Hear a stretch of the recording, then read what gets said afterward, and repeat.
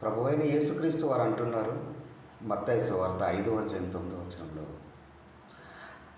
సమాధానపరచువారు ధన్యులు, సమాధానపరచువారు ధన్యులు, వారు దేవుని కుమారులు అనబడుదురు.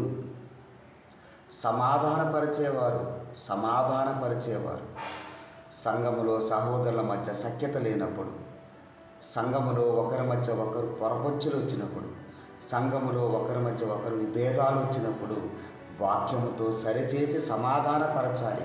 అలా సమాధానపరిచి వాక్యాన్ని ఎవరు ప్రకటిస్తారో వారే దేవుని కుమారుడు, వారే దేవుని రాజ్యానికి వారసులు.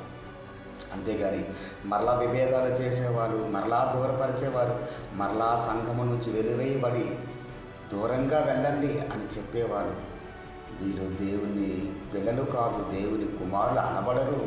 సమాధానపరచరు. కక్షలు, క్రోధాలు, మత్సరములు ఇవే ఉంటాయి సంఘంలో.